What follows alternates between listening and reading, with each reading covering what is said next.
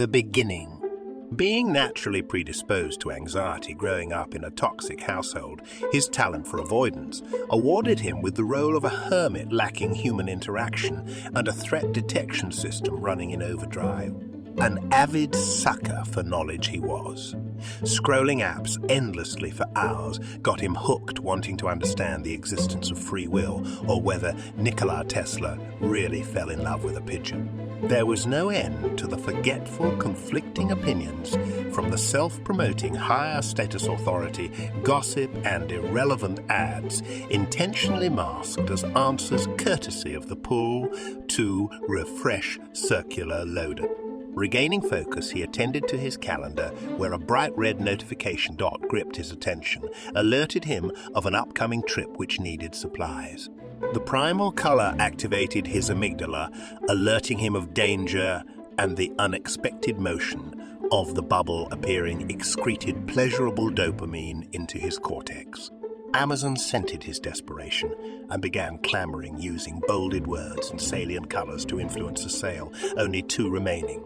Knowing that he could lose out on a good deal, his elevated levels of anxiety tipped the persuasive scale, and the items were hurriedly sent to checkout.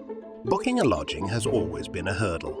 Glancing through the listings, Airbnb noticed the selected dates were closing in and transformed his elevated levels of anxiety to that of stress by prompting how rare it was to find this listing available. Not wanting to lose out again, he eventually succumbed to the pressure as the pain of missing out inevitably outgrew the reward.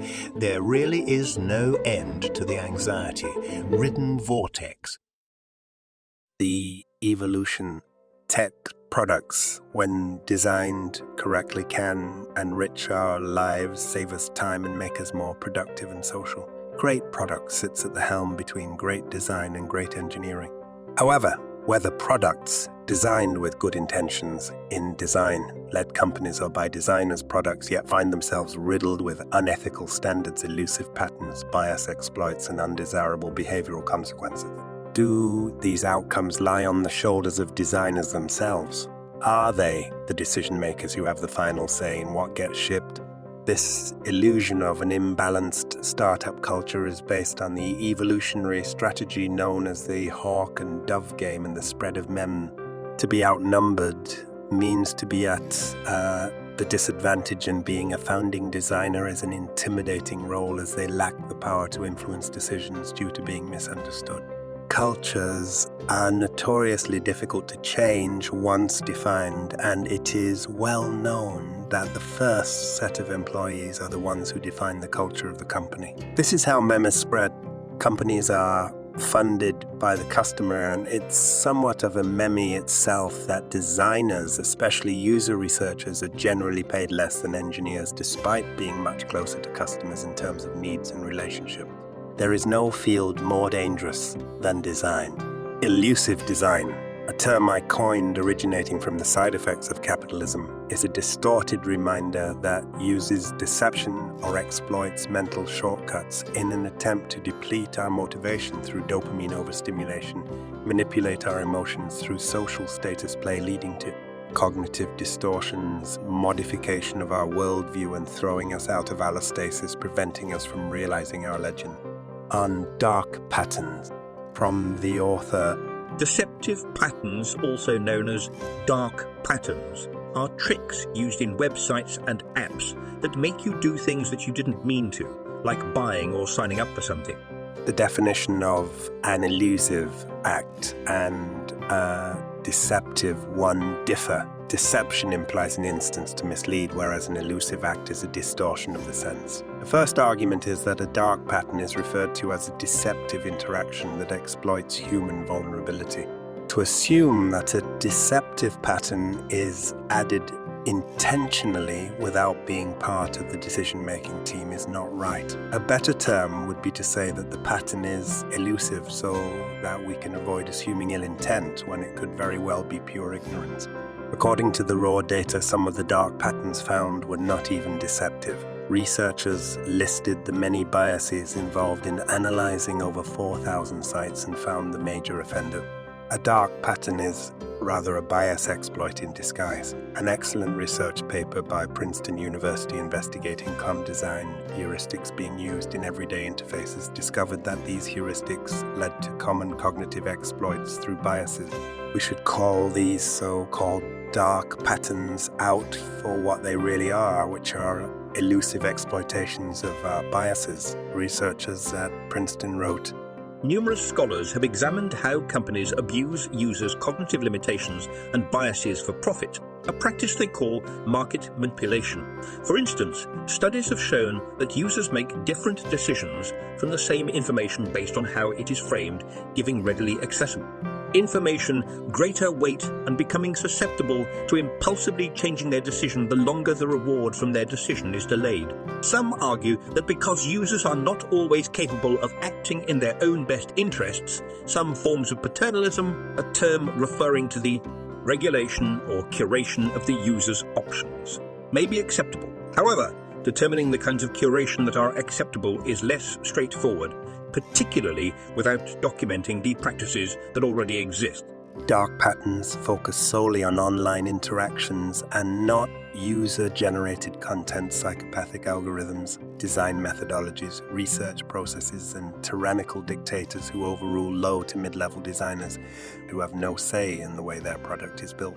They do not take into account the subtle evolution of destructive habit-forming addictions over a continuum and everyday interactions outside the scope of the online world. No account is taken into the biology of human behavior and its vulnerabilities, including triggered amygdala beauty comparison and the causes leading to unprecedented rates of anxiety, stress, and depression. Shortcuts designed by the brain were useful in the past when our ancestors needed to preserve energy for survival. However, technology has accelerated our lives and our brains are lagging behind as 99 as human existence has been in nomadic tribe. This tribal mentality invented social hierarchies and our brains needed to compare ourselves with others to regulate our emotions and social standing. In today's modern world, this comparative trait is being exploited by algorithms leading to teenage girls tragically taking their lives. Design has the power to create wars in third world countries, and we have leaders who are fully aware that their interfaces are destroying lives but choose to turn a blind eye. Social media is commonly compared to newspapers, but this is incorrect. Chronically activating our stress response is what opens us up to nasty diseases by lowering our immune system. Reading newspapers does not activate our stress response 150 times a day like smartphones do. There is no dark pattern for this. This is so much more deeper and insidious.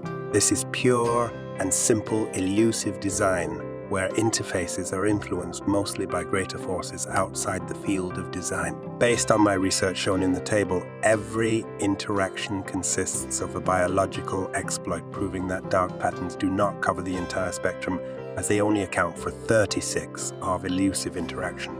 The research conducted by Princeton University analyzing over 11,000 websites did not pick this up either. Dark patterns are dangerous, but elusive design is deadly.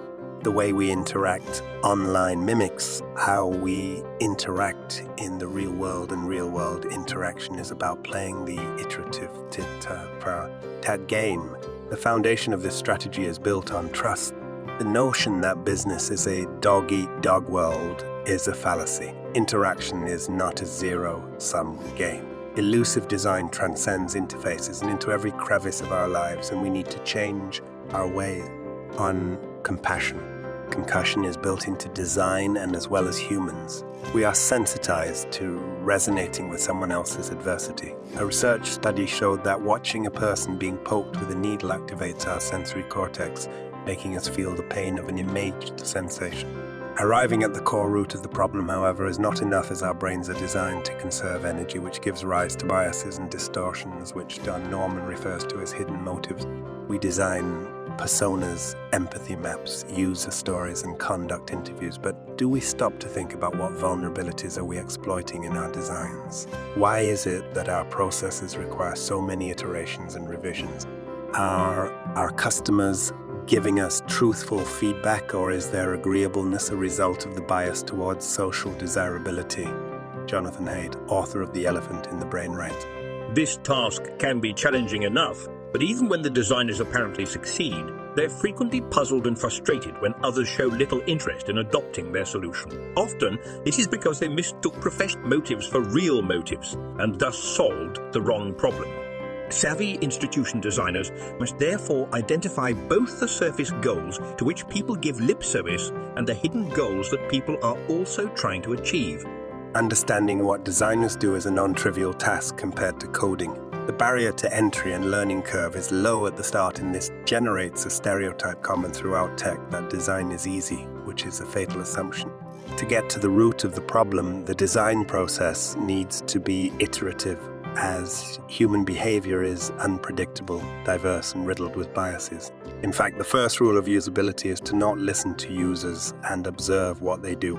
Asking users what they want or which mock-up or prototype they prefer without using it first is wrong, as they'll only be able to provide feedback on the surface features. Taking an experience out of context exploits our bias to framing. Moving fast entails cutting corners, so we end up thinking we are our users and designing for ourselves. Instead of getting customer feedback, we ask others on the same team that are familiar with the existing functionality, leading us to fall for the consensus bias. Designers cannot fall foul to their own cognitive distortions and jump to conclusions, as we have to understand the root of the problem first to arrive at the correct solution. Empathy is a common trait assigned to a designer. However, we do have the privilege to act on our insights, which is the core definition of compassion. The end. The vortex was a toxic recursive cycle built using elusive design patterns to influence his behavior and prevent him from realizing his legend. Managing his levels of anxiety consisted of detoxifying from these synthetic experiences, helping to refill his depleted dopamine reservoir and restore the balance of his pain and pleasure circuitry. The constant play of dopamine and status was enough to wreak havoc on his sympathetic nervous system. One thing that did remain, however, was the invasive form of elusive design. Focusing on his breathing in the morning helped to regain focus and reduce his impulsive reactions. Having awareness mitigated the temptation to give power to those who did not respect his values and boundaries. Taking back control was liberation, leading him to the first step on the path to realizing his legend. The content in this video is only a small portion of the entire article. Consider subscribing to our Substack using the link in the description below and get full access to the unique elusive interaction patterns and how they exploit our biology and cognition along with the solution. If you liked this video, consider subscribing to help support the research into the invasive world of elusive design through everyday interactions. To learn more about the biology, science, and psychology of design and how you can realize your legend, visit circlo.com and join our newsletter.